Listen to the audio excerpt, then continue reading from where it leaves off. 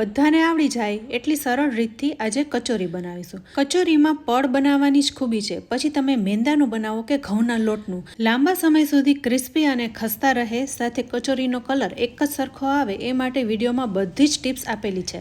સાથે સ્ટફિંગ એટલું સ્વાદિષ્ટ થવાનું છે ને કે તમે એકવાર બનાવીને ખાશો ને તો વારે વારે બનાવશો.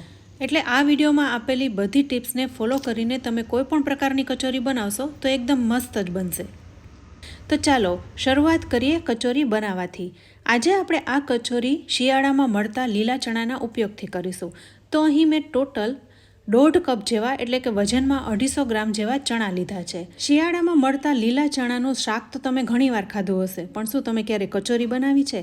એકદમ મસ્ત લાગે છે, એકવાર જરૂરથી ટ્રાય કરજો. હવે આ ચણાને 2 થી 3 વાર ચોખ્ખા પાણીએ ધોઈ પાણીની તારીને મિક્સર જારમાં લઈ લઈશું.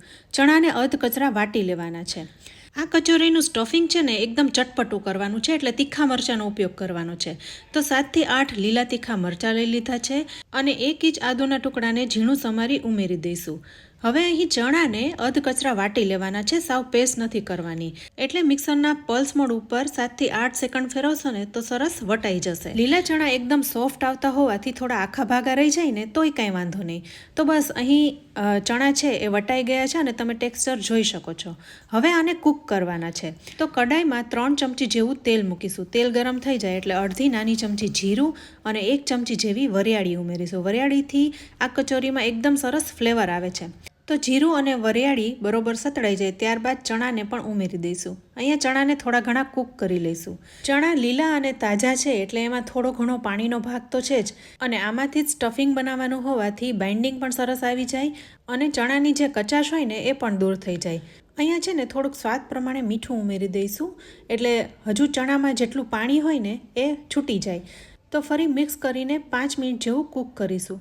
ધીરે ધીરે કૂક થતાં ચણામાં જેટલું પાણી હોય ને એ બળવા લાગશે અને તમે હવે જોઈ શકો છો તવીથા સાથે જ મિશ્રણ ફરી રહ્યું છે, એટલે ઘણું ખરું મોઇશ્ચર ઉડી ગયું છે. તવીથાથી સતત ચલાવતા રહેવાનું છે જેથી મિશ્રણ ચોટી ન જાય.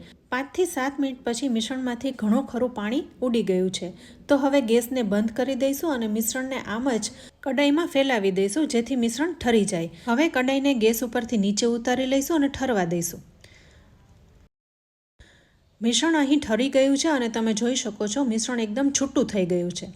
પણ આમાં સરસ બાઇન્ડિંગ આવે અને કચોરી સરસ રીતના વળે એ માટે હજી એક વસ્તુ આમાં ઉમેરવાની છે. તો એ છે ચણાનો લોટ. તો એક નાના પેનમાં 1 ચમચી જેવું તેલ ઉમેરી 2 ચમચી જેવો ચણાનો લોટ ઉમેરી દઈશું.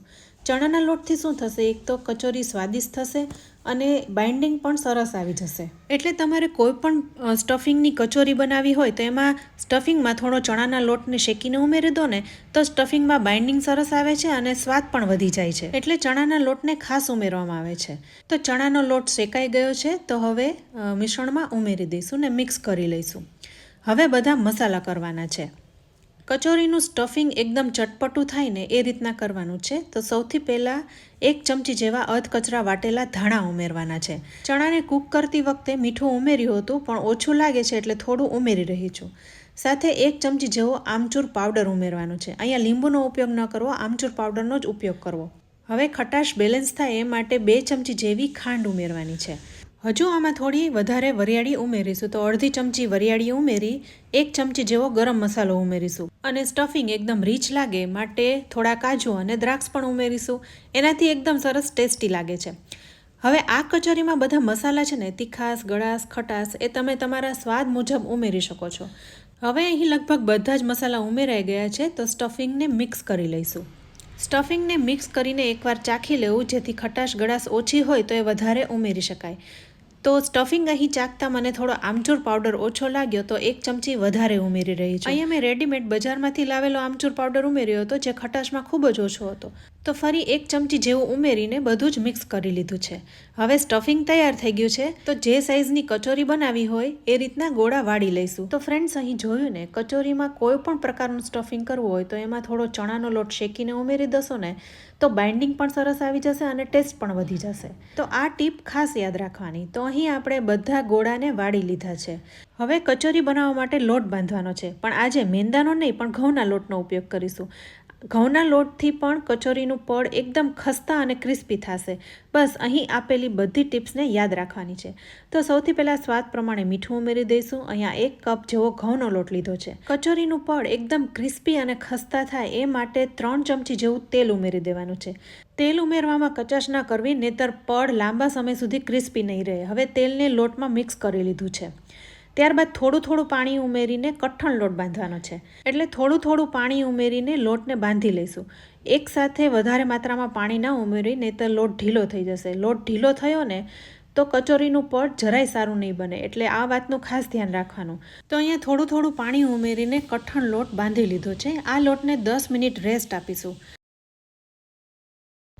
હવે 10 મિનિટ થઈ ગઈ છે તો લોટને એક વખત કૂણવી લઈશું અને એમાંથી નાના લુવા બનાવી લઈશું. અહીંયા કઠણ જ લોટ બાંધ્યો છે એટલે પૂરી સરસ રીતના વણાઈ જશે. તો આપણે સ્ટફિંગ બનાવ્યું છે એ રીતના પૂરી વણી લેવાની છે. પૂરી પતલી વણવાની છે. અહીં પડ પતલું કરવાનું છે, બહુ જાડું નહીં રાખવાનું. જાડું રાખશો ને તો ઘઉંનો લોટ હોવાથી એ લાંબા સમયે નરમ પડી જશે.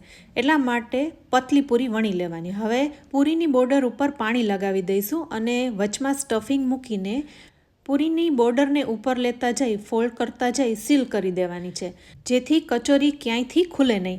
બોર્ડર ઉપર પાણી ખાસ લગાવવાનું જેથી લોટ અંદરથી ચીપકી જાય. તો બસ આવી જ રીતના આપણે બધી કચોરીને તૈયાર કરી લેવાની છે. ઉપર ખેંચતા જઈને જે વધારાનો લોટ હોય એ કાઢી નાખીશું અને ગોળ વાળી લઈશું. અહીંયા પૂરી એટલી બધી પણ પતલી ના હોવી જોઈએ કે બોર્ડરથી ખેંચતા એ ફાટી જાય. તો આ વાતનું ખાસ ધ્યાન રાખવાનું છે. તો અહીં આપણે આ બધી કચોરીને તૈયાર કરી લીધી છે.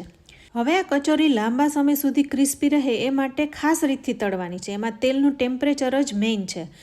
તેલ એકદમ ઠંડુ હોય ને ત્યારે જ કચોરીને ઉમેરી દેવાની.